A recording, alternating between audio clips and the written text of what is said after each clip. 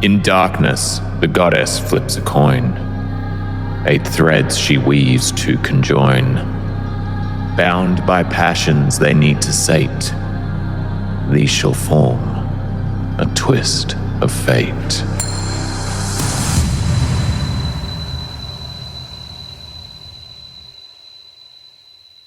Hope is like the reason for everything that we do. Like, it's why I get up in the morning. It's why I think I can do things. And it's like just that life force that you can't really see, but it's there. Oh, it's definitely there. It would probably look like a hummingbird. So, like, when I think about hope, I actually think about a person, Agatha. She's sort of like my foster granny. She found me when I was lost in the woods, or I found her. Basically, it was kind of like the start of my new life out in the world. So when I think of hope, I think of Agatha. Hope left me long ago on the night my daughter and the love of my life were taken from me. I haven't had hope in a very long time, but I've come to realize that hope is what you have when you have nothing left. The streets of Haven are bustling as any major cosmopolitan does. You can still hear the half-hearted cries of merchants who are trying to sell their wares, but everyone has a haunted aspect to their visage. These cracks of pure darkness that are alighting the streets, the tendrils of inky black reaching up towards the sky, always draw the gaze of everyone who is around. It's hard to feel like this place that was once home is ever going to be that way again, with the mark of darkness so clearly upon it. But in this moment, right now, that darkness seems a little bit dimmer, and the light of hope seems that much brighter, as the paladin who has aided you so effectively strides forth from a rock wall, still clad in her brilliant white armor, and you are reunited with one that you thought lost. Hi, well, this worked out well. Is everybody else seeing this? Val? Val, for fuck's sake. you're alive. Oh my god! Fennec approaches her and gives her a big hug. Val does not have the wherewithal to return it and just kind of goes, oh, hi, okay, hi. Kynden piles on and starts stroking her head. Oh, that's very, are you okay up there? She squeezes her head so tight. Okay. You're alive! I have been, yes. What, you thought I was... I knew I should have sent a note. Val, what happened? And with that, she, tries to turn her head and, supports Kynden to make sure she doesn't fall as she looks behind her at the rock wall. Striding forth from the rock wall, seeming to be larger than the building itself, you see this craggy, featured entity, 10 feet tall, protruding cheekbones and brow, looking as though where folds of skin would be, there are these deep red rivulets of congealed lava. You can see broken bits of stone like scarring, and part of his left hand is missing. The Logral, broken spear, his eyes of bright red ruby garnets, looking about, scanning the streets, and then sizing up all of you. Val, who's your new friend? This is, he, and she's, mentally trying to figure out which part of his name is the appropriate one to give here. Ran guy, broken spear, he's a Logral, which are not a myth, I discovered. Oh my word. He's nice. He's a little, and she looks at Fennec and Kynden, who are still holding on to her. He's a little touchy, and she kind of tries to extricate herself from Fennec and Kynden. You see the Logral run guy Broken Spear after taking a long moment to size each of you up, bow forth very deeply, but his eyes never leaving one of yours. You may refer to me as Broken Spear, lost privilege of my name I have, but a debt is owed, and a debt shall be paid. It sounds intense, but I swear it's fine. Yeah. And she, and at this point, manages to fully extricate and kind of puts Kynden back down on the ground. And this creature saved you. We thought you were lost inside the Onyxium Spire. Yes, Broken Spear, I think, made that not happen. Wow. Kynden walks up to Broken Spear like some sort of godly figure and does the deepest of deep bows. I am Kynden, Treacle, halfling of the Moxtanashi. I owe you a debt of a friend's life.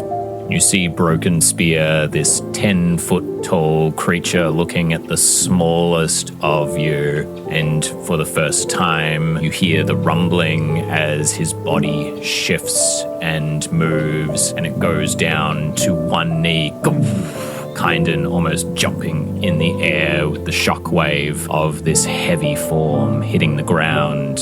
Broken Spear holds out a hand to Kynden, a hand that could almost encapsulate her entire form, and bows his head to her.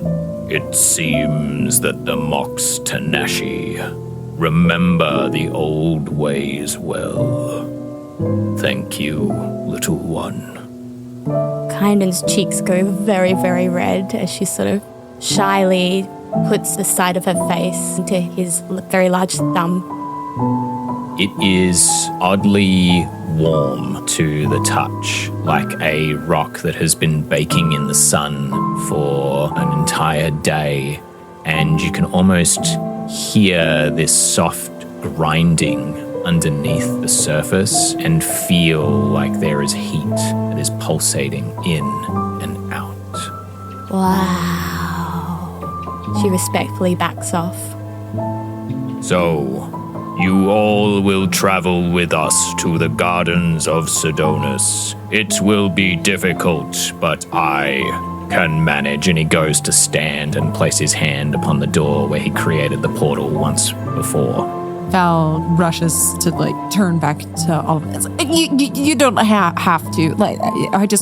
I mostly wanted to make sure you didn't think I was dead, which you did, but so it's a good thing that we came back. Is the gardens where all the Logral are?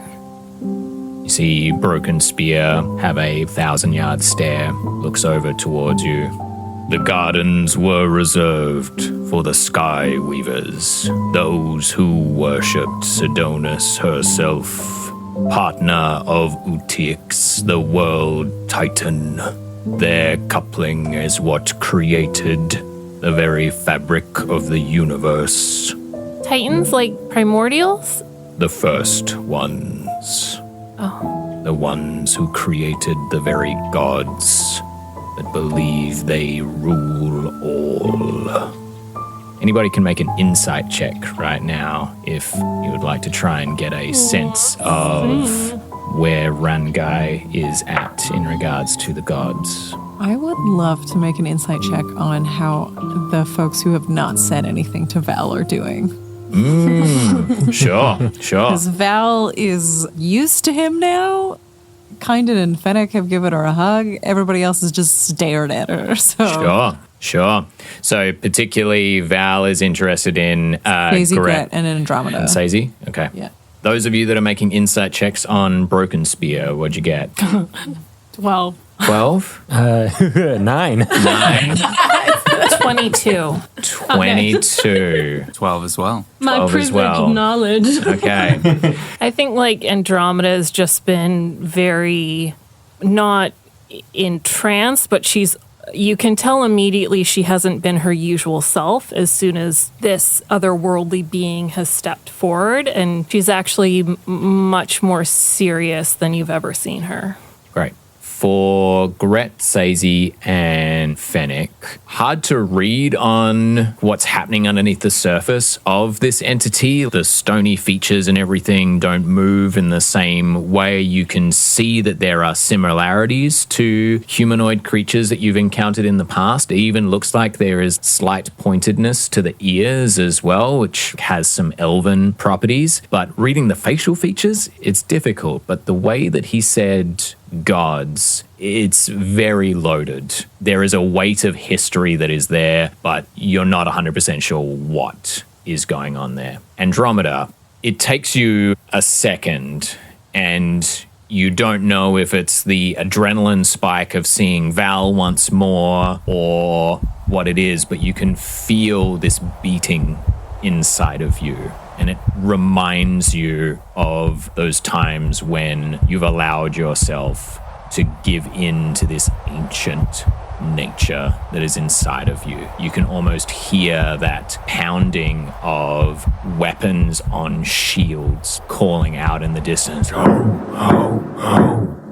But it seems to be different than what you've felt previously. Previously, it has had a very warlike aspect to it. What you're sensing from Broken Spear is almost similar to what you feel with your song of grief. You're feeling like you can see these patternings of pulsation that are happening in the veins of this coagulated lava that is on him. And it's like that is almost singing a song that is reflecting in your very blood as well. And you just get this weight of sadness when he speaks about Sidonus and the Skyweavers. And with a 22, you also understand that through all this grief, there is an intense knot of pain and rage in regards to the gods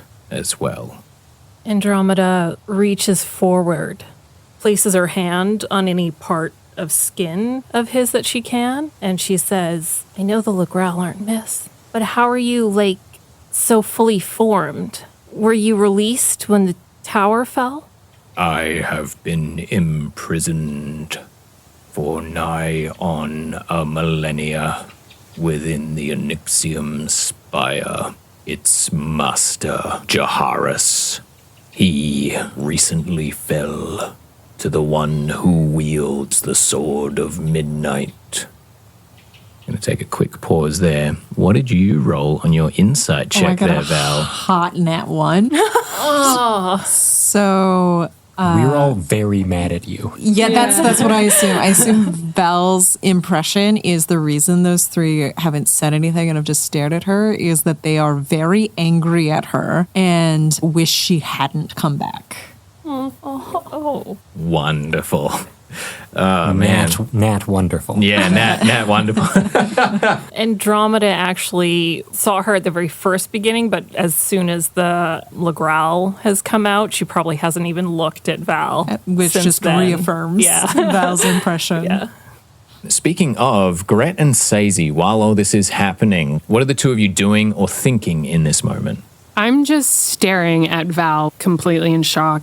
As with the same situation with Tiny, being confronted with somebody I think that I've lost is just completely and utterly overwhelming. And a part of her is angry, like when a mom gets angry when her child runs out into the road, but it's more fear-based than anything else. So what Val is perceiving is somewhat correct, but it's like that moment of how could you do this? And then brings her in for a hug and hugs her so fiercely that she's like, I thought I lost you. And Gret doesn't want to express any kind of emotion while this unknown entity is here, still trying to figure out with his 9 on insight what he wants. Which isn't forthcoming right now. So right now it seems what he wants is to take everyone to the Gardens of Sidonus, and we've got another mission. With that, Val turns back to Broken Spear and is like, intentionally avoiding eye contact with Andromeda, Gret, and Sazey. So I guess we're good then. So I just wanted to check in. We'll get out of your hair. So you're just fucking leaving again? Well, it's not like I'm leaving again. I didn't leave. Well, in a way you did. Well, I in know a way it wasn't you your left me choice, behind. but... I mean, and with that, her whole face goes red, and she looks away. Having heard what Val just said, it totally hits Sazey in the heart. And she looks at her and then looks down, kind of taking on the burden of what she said, because she realizes that that's what she made Val feel. Val immediately regrets everything that she said, but also does not know how to handle this conversation. So she turns to Kynden. I didn't want you to worry.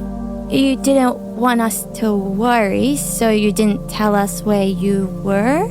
That's what I'm doing now. Oh. I'm telling you now. Yeah, there was a whole amount of time in between then and now. We actually had a full-on funeral sigil thing for you, and there was a lot of grieving.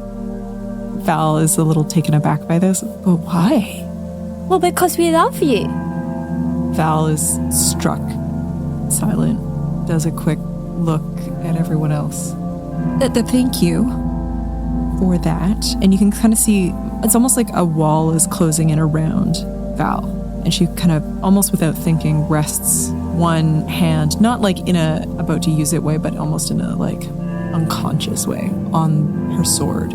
I appreciate the care. I'm sorry I didn't get back faster. And she looks at Broken Spirit, came as fast as we could. But I have something I have to do, and I've given you all as much as I can for now.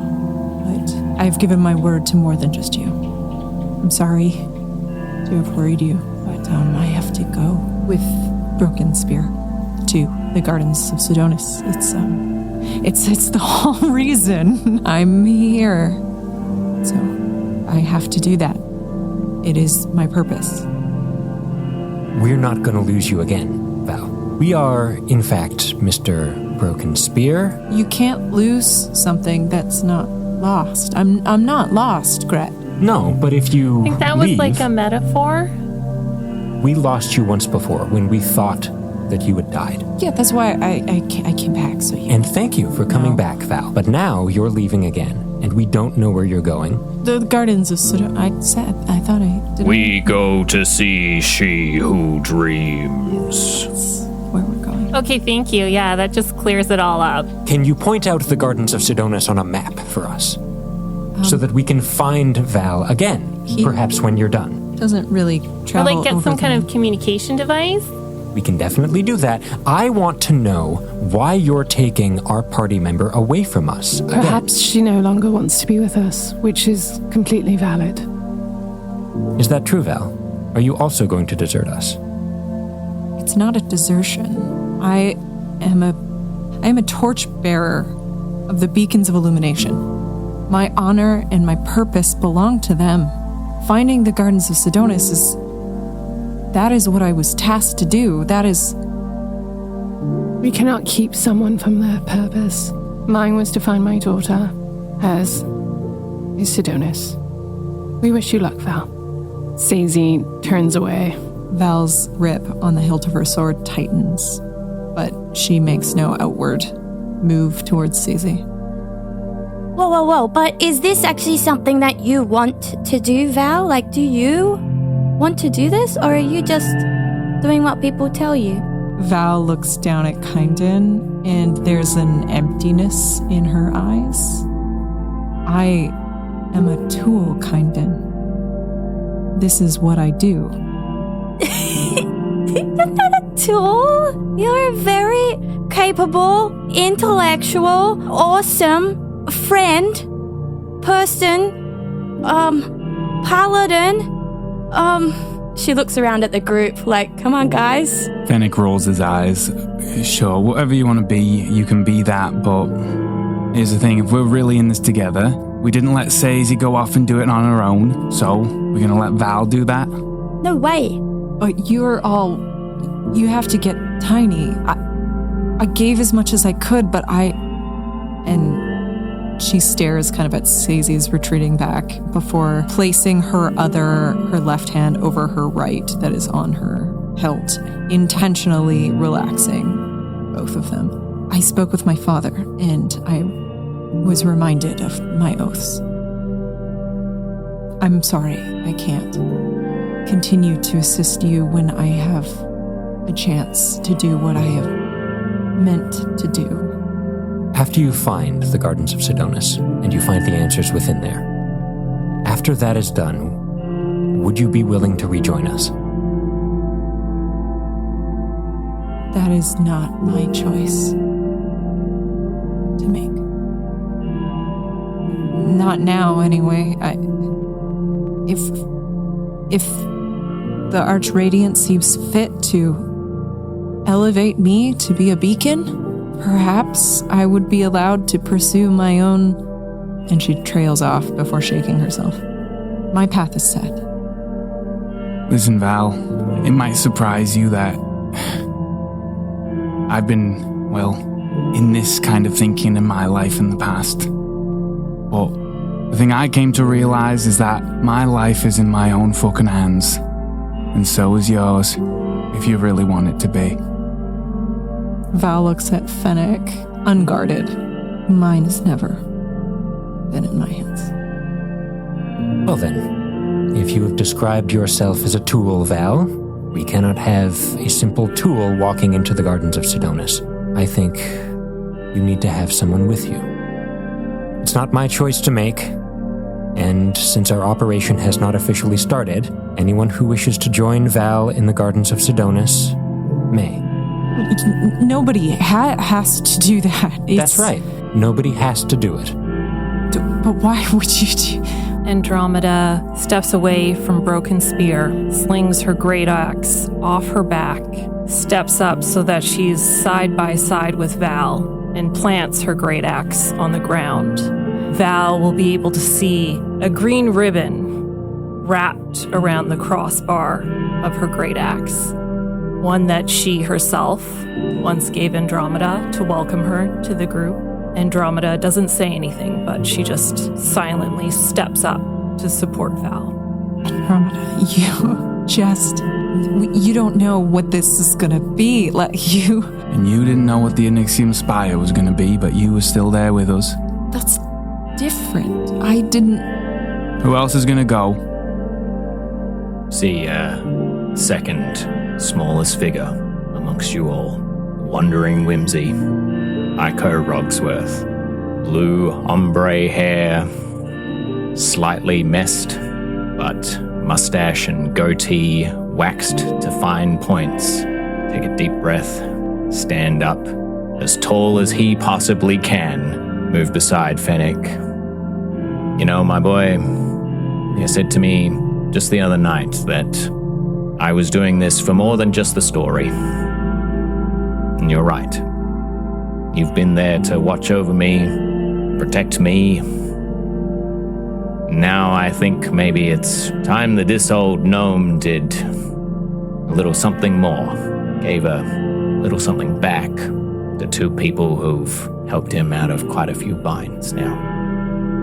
Now, my boy, I won't have you crying all over my robes now. No, we're going to save the tears. Save the tears. And he reaches in and he pulls out a pouch that's all too familiar, one that you recognize from after your evenings of debauchery, and he just grabs your hand, puts it in it, and there, now I know you're going to need that. You like to have a drink at the end of the day after all. That no tears. And he goes and he stands and he just holds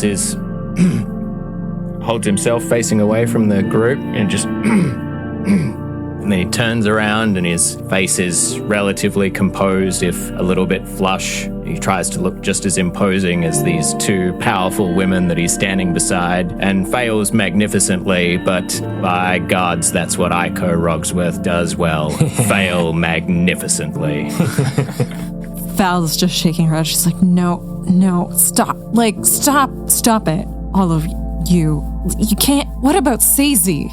You swore that you would help her find her child. I can't take that away from Sazey. I won't take that away. But My daughter was found. You have all helped me find her, and that is all I need from you. Sazey. I think it would be best if everyone joined you, to be perfectly honest. I work better alone. Sazey, no. For fuck's sake, you know that's not gonna fucking happen, so you can stop that right now. Fennec, mind your business. This is my fucking business. You've offered to go with Val, and I think it's the best for everyone. I did not. I was asking who's going. That wasn't a volunteering of myself. So Sazey is kind of feeling like overwhelmed with the fact that everyone's like, yeah, Val's back. And like we had, like, as much as she hates it, like we had like a mission in place, and it took her a lot of gall to ask everybody for help. And now everyone's like, okay, Val, we're going to go with you. And like a part of her is like kind of pissed off. It's like, fuck. And she's mad at herself for being so vulnerable with everybody, and now everybody is kind of jumping on board with Val, especially because she feels responsible for ultimately what happened to Val. So she doesn't want it anymore. She doesn't want to get close. She's pushing everybody away, and she's just done with everybody. You all said that you would help. And I no longer need their help. Sazey. You need their help. And that's all there is to it. I don't. But you do. I didn't ask for any of it. I can't. And I did, and help was found, and now I'm done. Thank you. I wanted to send a note. And with that, Val kind of like sulks a little bit. Well, Gret, you're our de facto leader. How would you like to handle this situation? We've yet to marshal our forces. We have 2 different missions ahead of us, led by different members of our group. I think once we set our lines, then we'll know what we can do. What? That was sort of like an answer, but like not really an answer. Yeah, I do that sometimes. You do. Look, I'll make it easy. You all go with Sazey. I will go alone. And with that, she stares at Sazey. If I am ever able, I will. Val, you are no longer bound to me.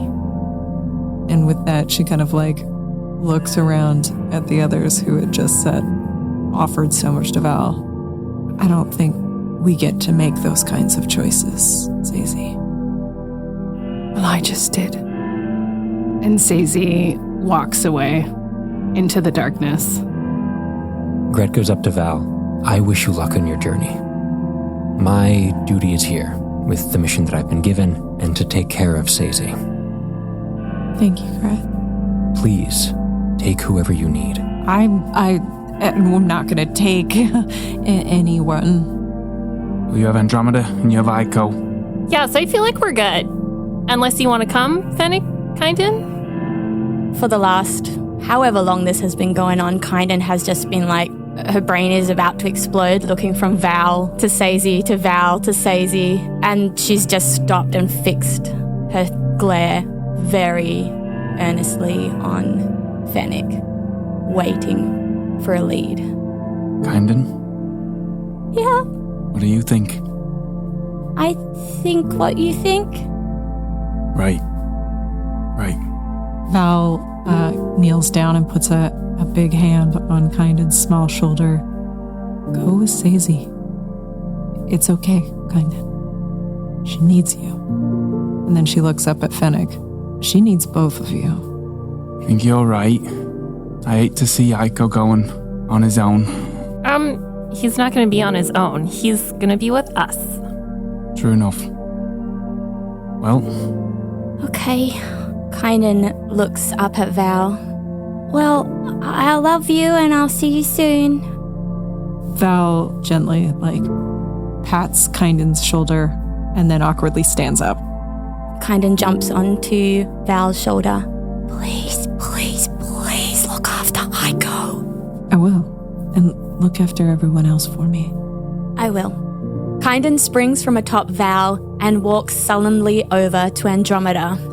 She looks up and meets Andromeda's gaze, drops a hip, and says, "Bye, girl." Oh, it's not bye, girl. It's see you later, girl. Oh, sorry. Okay. See you later, girl. Girl. Yeah, Girl. you got it. You got it. Kynden jumps up and gives her a big squishy hug. Andromeda presses her forehead against Kynden and kind of gives her a nuzzle. Hey, Kynden, Yeah. I'm like kind of super nervous. I know we just said like see you later and stuff, but like just in case we don't, do you want to like exchange like friendship bracelets or like token or something? Yes, I do. Okay, I've like never done that with a friend before. Oh, well, I feel very special to be your friend. Kynden reaches up and pulls out a braided leather strap from her hair and wraps it around Andromeda's arm. That's so cool. Did you like make it? I did, yes. Okay, I'm not very good at making things, but like I stole a bunch of stuff when I was running away from my home. So, do you want like a tiara? She digs in her pocket and takes out a tiara that's just Kynden sized. Very tiny, tiny, sparkly pink diamonds. This one like never fit me properly and I don't really like it anyway. Doesn't mean it's not special. It doesn't mean it's not like a friendship tiara. Wow. Oh my gosh, I've never seen the pink ones before. Kynden puts it very, very carefully into her pack. I'm gonna miss you. I like already miss you. Hey girl. Yeah, girl?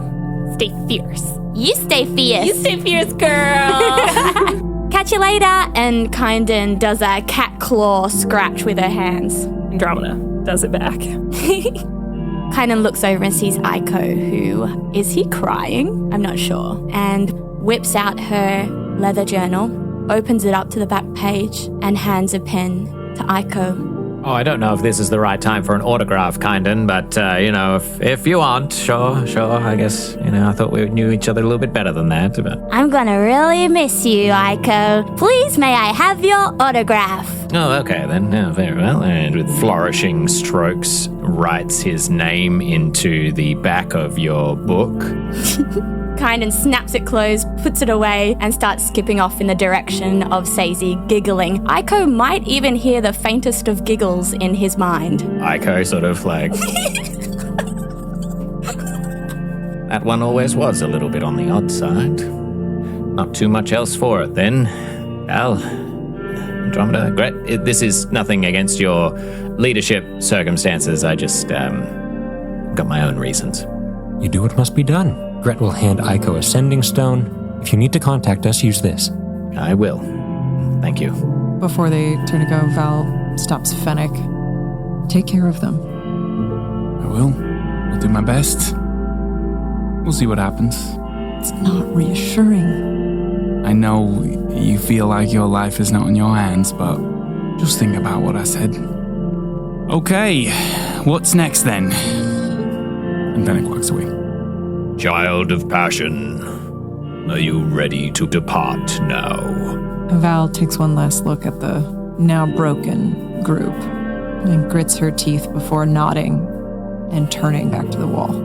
Broken spear moves a bulky hand, the one that is partially broken, places it upon the rocky surface of this dwarven stone structure, and his hand begins to sink in.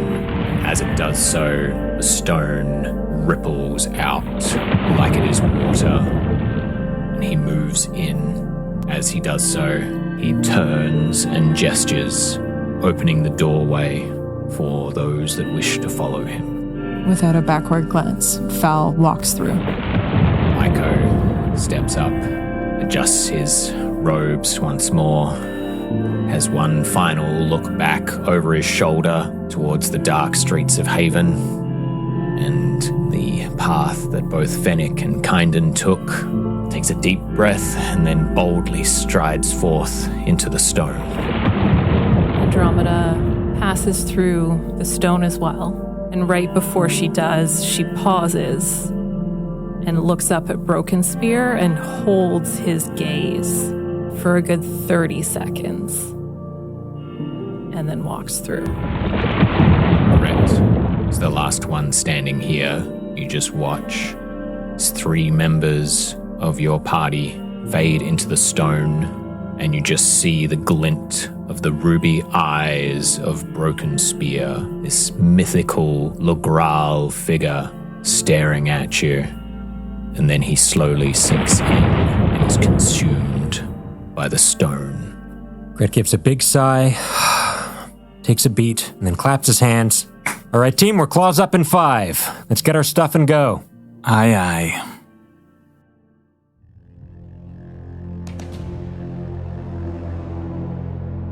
Our two groups split off. One traveling through the mysterious paths of stone, the other alighting upon the back of Skyfire once more to fly over forests, the Titan's Vein, and heading north towards the Spindles. Gret being gifted a compass that will lead them towards sources of dark arcana, along with other prototypes from the Arcanist to aid them should they find themselves confronting Baron and attempting to steal his Sword of Midnight. The further north you go, as only a dragon may take you swiftly. The wind howls around you. No storm confronts you, but the air grows frigid and cold. Icicles begin to form on the edges of your clothing and gear, mist breathing out and catching in your face as small shards within just blind your eyes. But with unerring determination, Gret keeps his eyes upon the compass that he has been gifted. Slowly, after many, many hours of travel on Dragonback, the party is able to hone in on an area on the outskirts of the Spindles. Snow dusting the trees and mountain rock that is here. You fly down, and with a mighty Skyfire crashes down. Leaning forth, you are able to disembark Gret, Sazey, Kynden, and Fennec, rugged up appropriately for the cold, wintry climate that is upon you. There is a echoing that seems to permeate in the air, different from the crashing of thunderclouds that you've heard previously.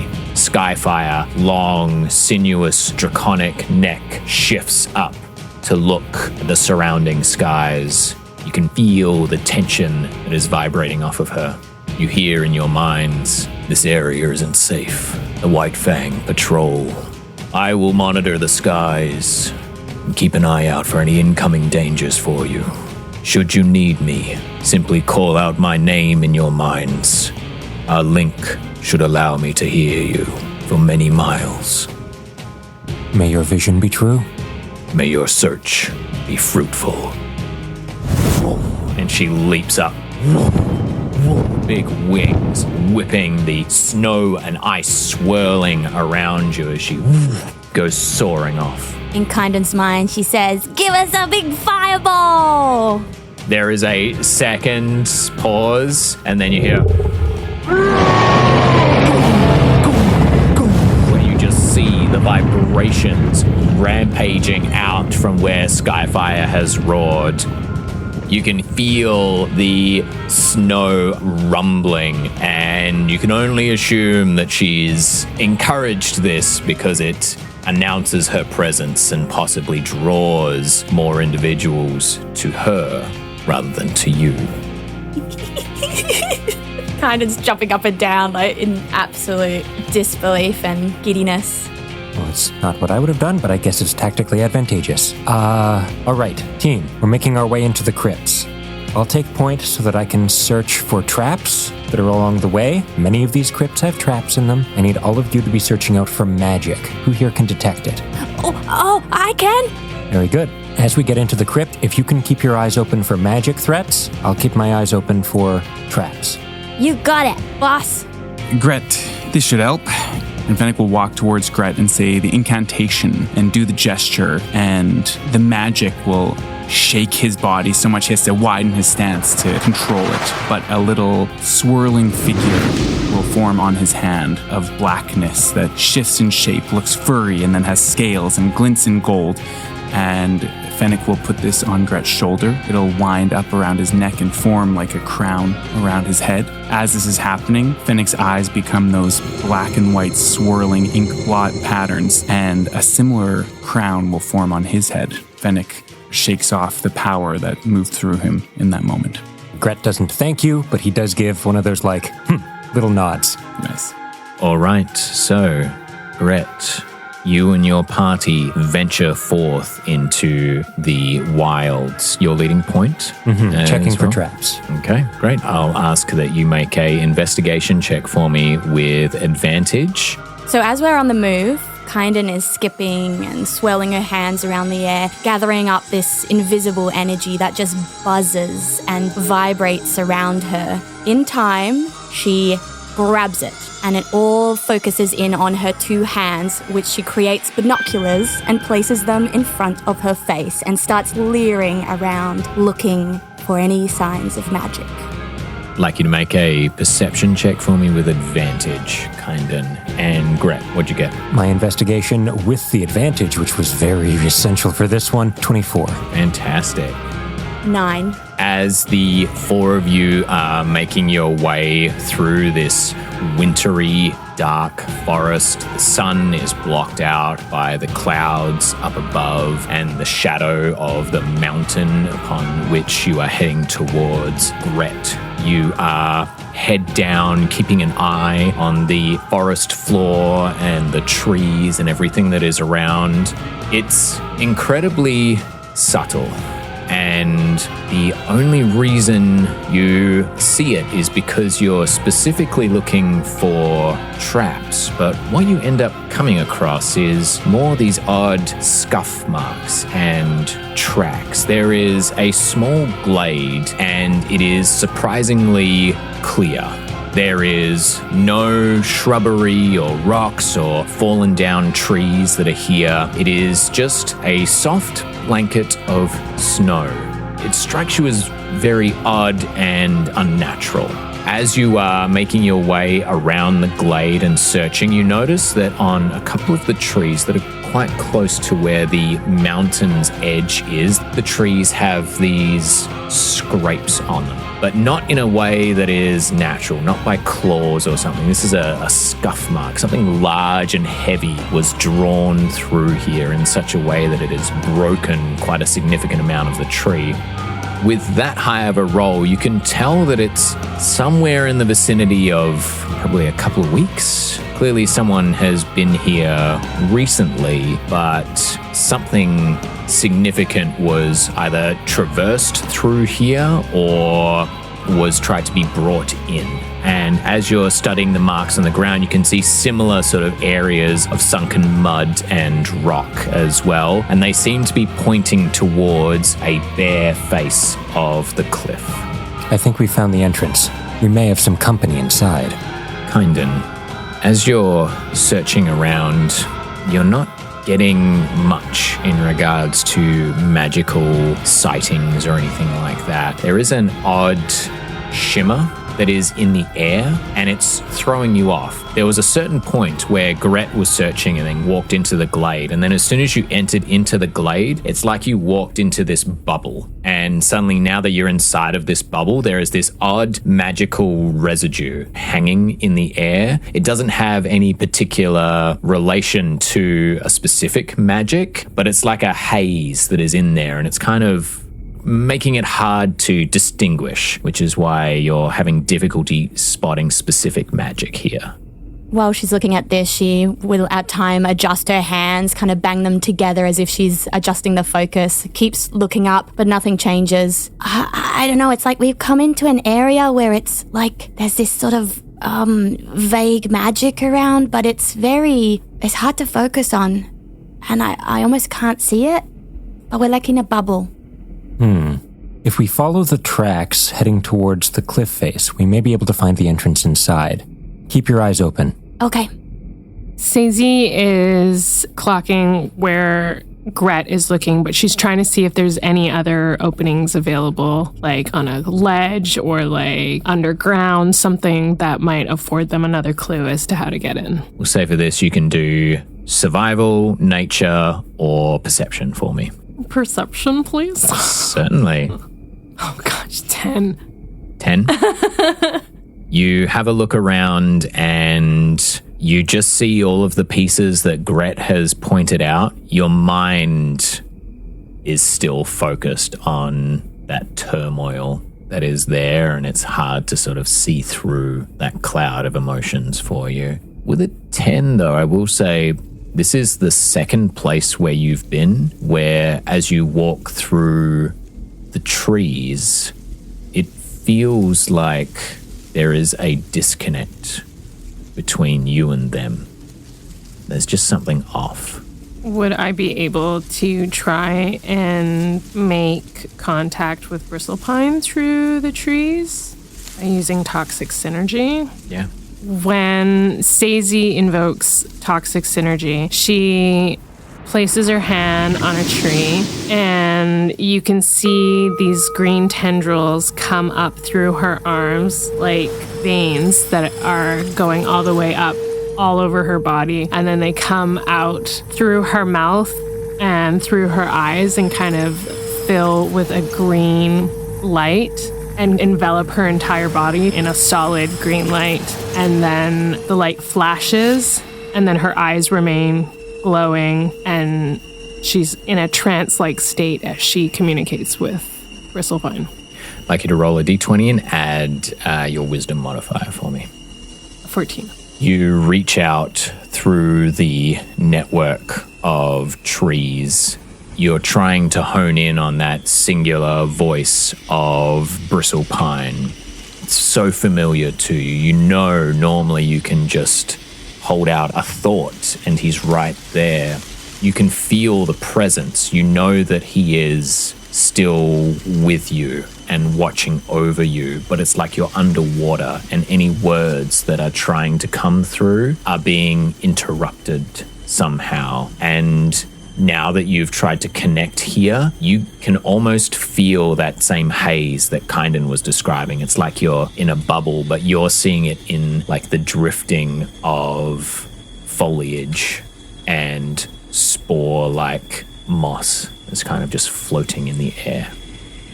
Fennec will take his shield, safeguard, off his back and put it on his arm, draw his scimitar, and he will reflect on this shimmery quality that Kynden describes. See if he knows anything arcana-wise based on her description.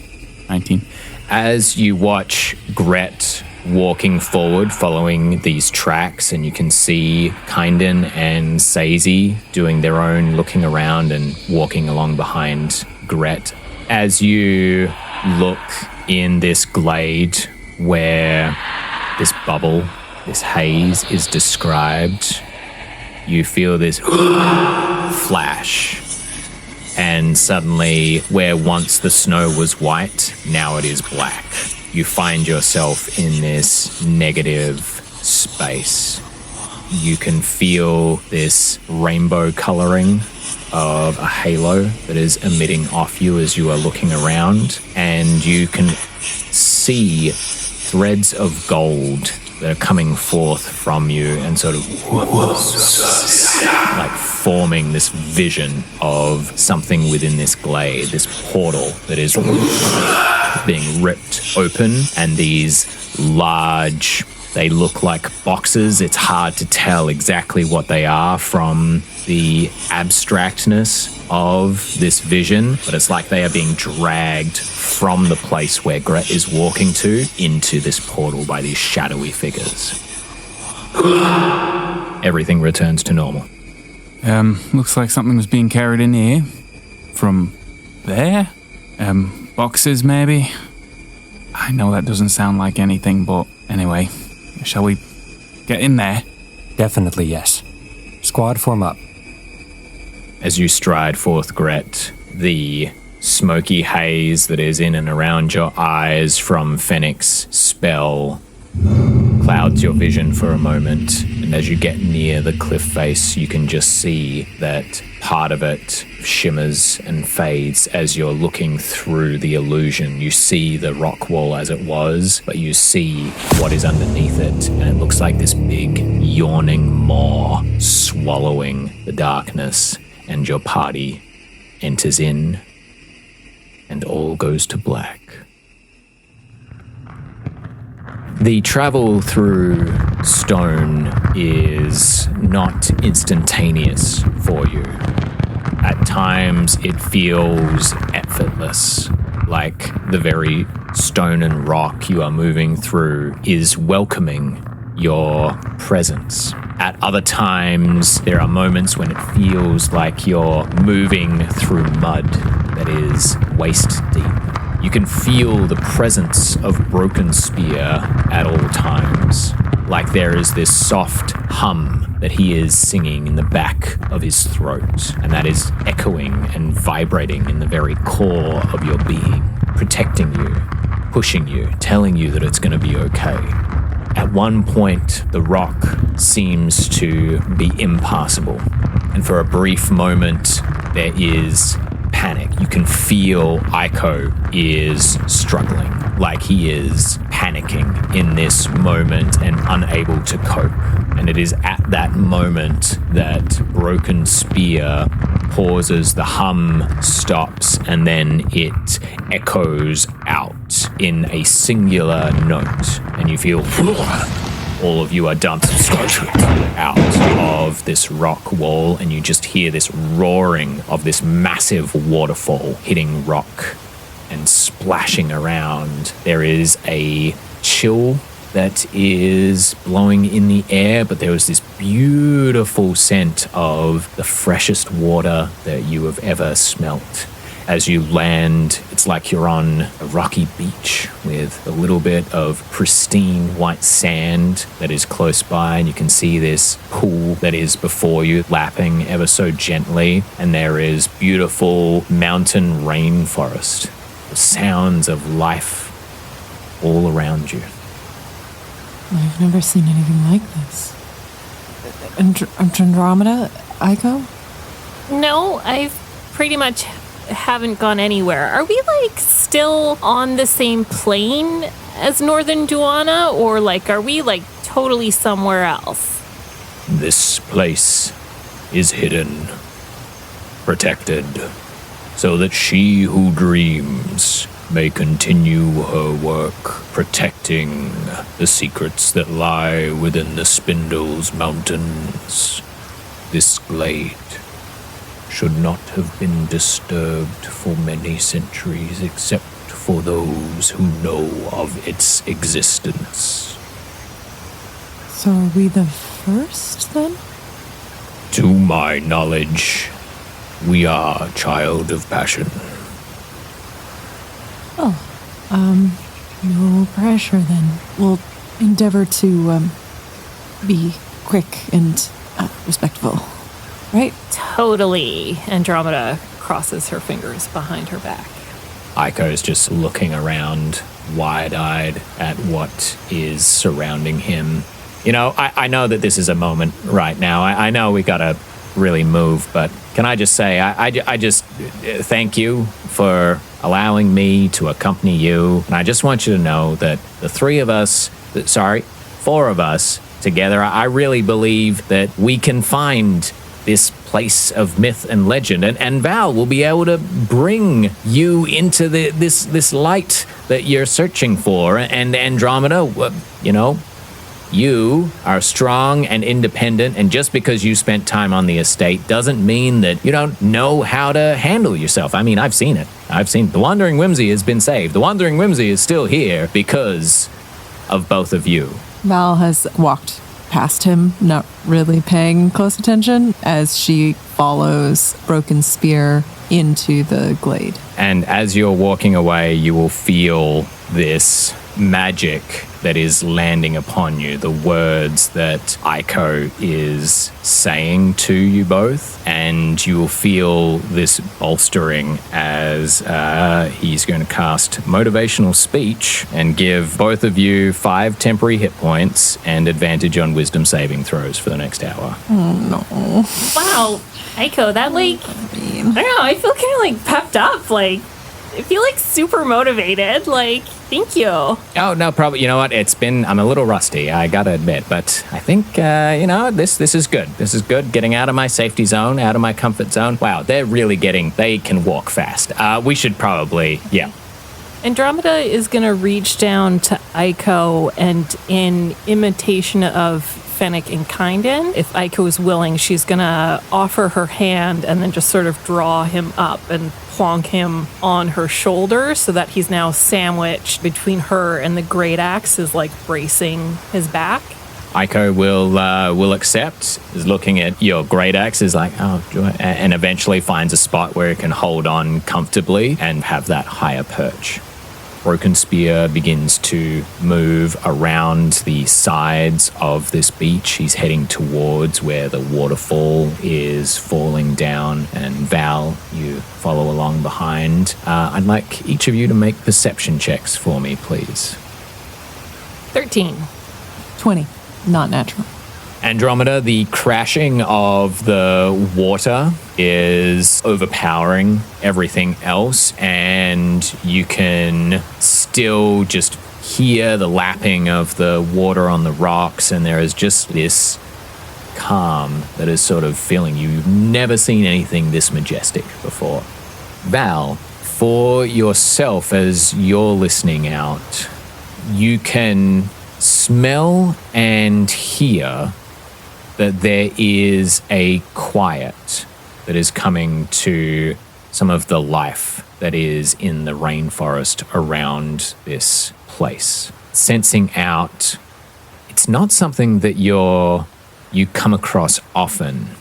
Almost smells like lust upon the wind. Not lust in the sense of a sexual fashion. Lust as what you would get of someone who is wanting to take something that is not theirs. A lusting for power, like they have just gotten their hands on something that has eluded them for some time. And it's very faint, but you just catch this scent.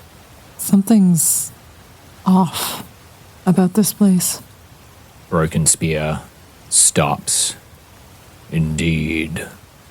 There is a lull in the peace that should be found here. We are not the only ones who seek she who dreams. We should hurry. With haste. He moves with a swiftness that defies his form made of stone and rock. He seems to lift his legs, but it's as though the ground itself seems to lift up and move with him, almost like he is skating across the ground towards where the waterfall is. You both dash after him? Yeah, Val turns to look back at Andromeda, sees that she has Aiko, nods. Time to move. You race ahead. All three of you burst through the waterfall. Darkness is all around you. Everyone, we need to be as quiet as possible. Stealth checks. 18 for me. 13. 7. And not bringing up the rear with a 9. As you move down, the darkness is oppressive. There is this sense like you are not alone whilst you are here, like there are eyes in the dark that are looking at you. You move with surety whilst you are in the darkness, but there is a hesitation to two of you. Gret, the burdens of leadership, of trying to keep this group together. Fennec, what you've seen before, and the natural weight of the armor that you carry. Stealth is not normally a mode that you make use of. Your talents lie elsewhere. Eventually you can feel the descending incline that is happening. For you, Kynden, everything is as bright as day, with your ability to see in darkness. For the rest of you, it's in shades of white and grey.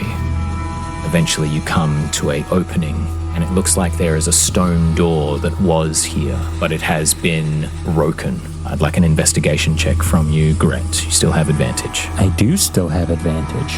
23. Even in darkness, as you approach this barrier and you look at all the stone that is there, the way that it has fallen here, it looks like the stone has come out into the cavern upon which you walk. Something burst forth from this place. Nothing has broken in as far as you can see, but something came out, which would explain the vision that Fennec saw and some of the tracks that you have seen as well. I would like to cast Detect Traps. This seems like it's gonna leave me in the lurch many times. The Megamind version of what I can do. Sazey, you step forth. Sazey puts her hands together like she's holding a little ball, and inside her hands, a little ball of white light manifests. She opens it up, pulls it up to the ceiling, and then smashes the ball of light on the ground, and it explodes, and it reveals any sort of trap that might be about. As your white light shatters and fireflies spread out into this chamber where you are walking, you see them approach 3 urns that appear to be on some kind of dais. The white light circles up and you see runic carvings on each of the urns. You also watch as they spread out to various sconces that are in this chamber as well. But as the white light hits, they almost seem to connect and then shatter ever so slightly and hang in the air, providing this very soft white glow illuminating the chamber beyond. You get the sense that there is still a trap that lurks within these urns, but other traps that were within here have been set off already. All 4 of you to make perception checks for me as you are looking inside of this room. Kynden, you have advantage because of your detect magic and your devil's sight. Dirty 20. 23. 8. 17. To describe this 8, how is Gret feeling about Sazey stepping forward and doing this find trap spell? Yeah, I think he takes it as a little bit of a personal slight, but also recognizes, like, what's good for individuals is good for the group. So he kind of he gets a little bit jealous and then tries to tamp it down.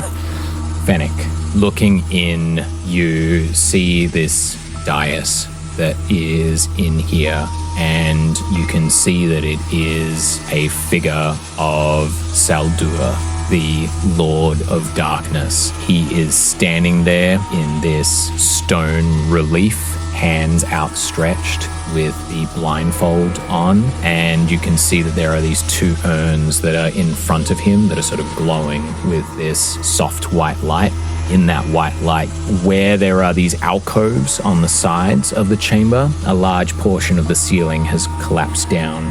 For both Kynden and Sazey, as you are looking forward, you can see where the collapse is, and each of you can see just this glimpse of, in the rubble on the dais, it looks like there is a small little crevice, and there seems to be something that is poking out of it.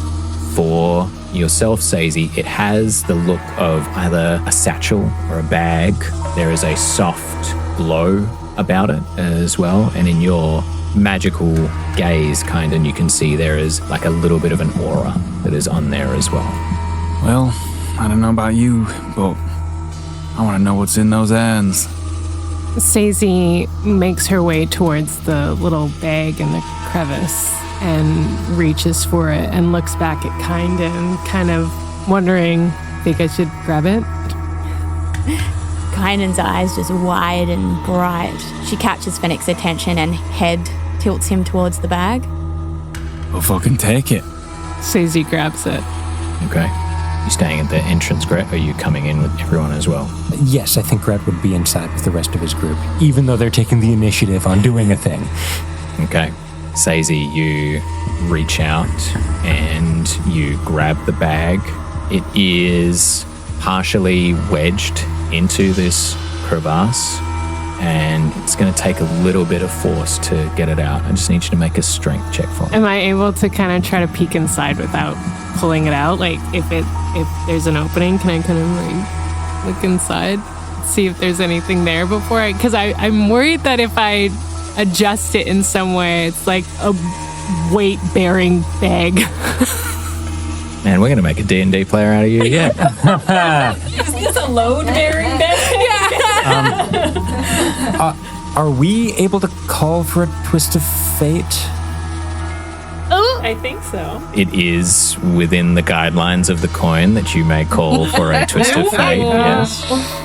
Do you want to do it? I think you're the one with who's grabbing the bag. Oh my gosh. Okay, let's do it. Okay. Captain Gret.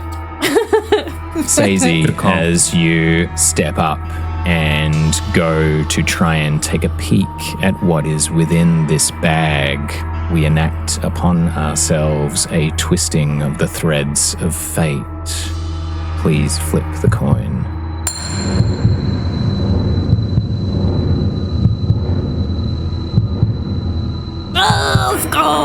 Skull. Damn. Oops, sorry. That is okay. It's gonna be great. It's gonna be so good. It's how we roll. It's fine.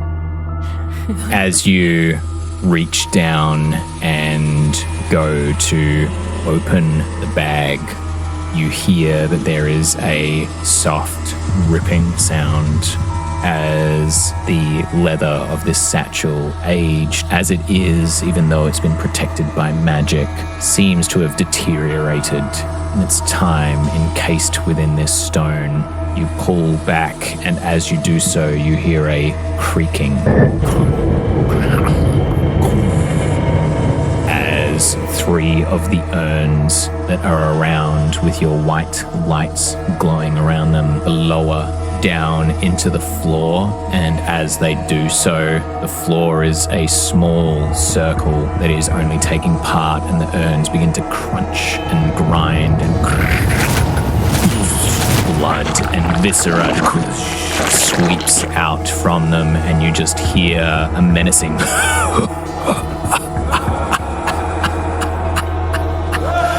in the distance. I use telekinetic shove to push Kynden back out through the doorway if possible. We're going to get to that in a minute. And we're going to close out on that scene as the dark, echoing laughter is swirling around.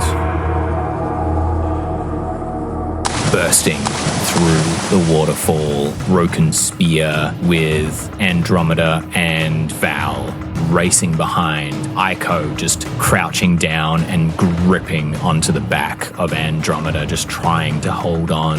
The 3 of you race swiftly. It is a majestic crystal cavern that is in here. You see large geodes of quartz and amethyst and jade reflecting the beautiful light from the waterfall as it is coming down. There is this ethereal quality. It looks like the crystals seem to have this swirling energy that is within, that's almost traveling between. You feel like you are being transported to a certain extent. It's as though there is this warmth and this energy that is flowing around you, and you almost have this sense of floating.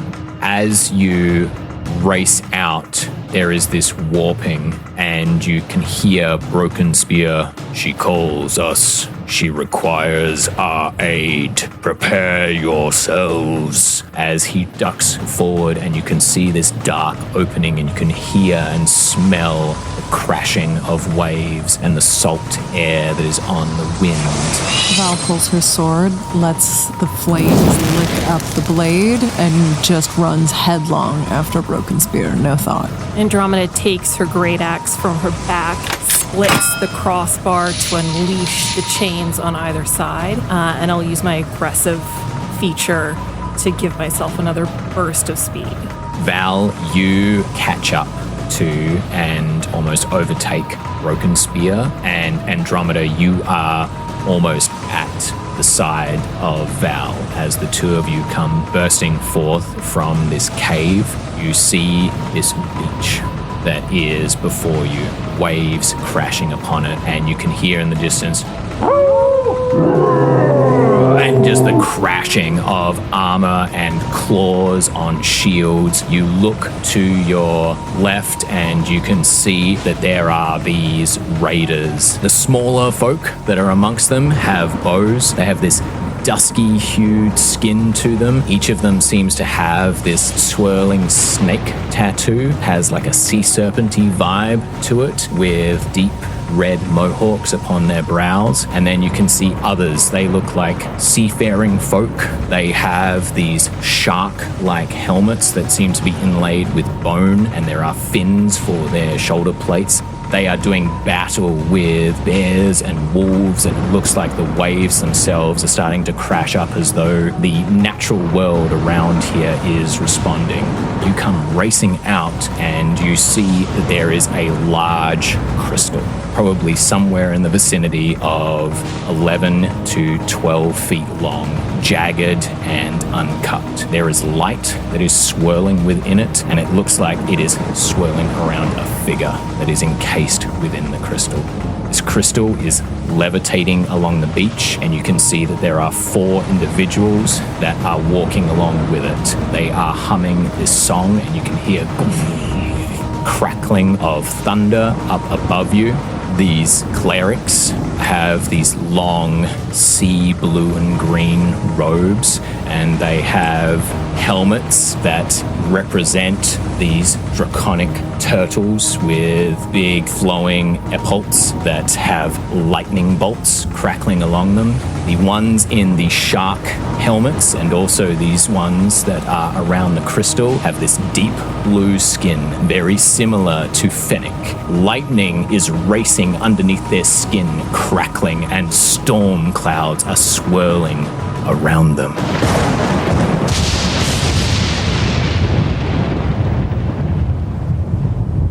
I would like everybody to roll initiative. See, now do you wish you came with us? No. Glad not to be there. As our wonderful cast roll initiative, that is where we are going to leave Twist of Fate, Episode 5, and come back with this glorious dual combat to come.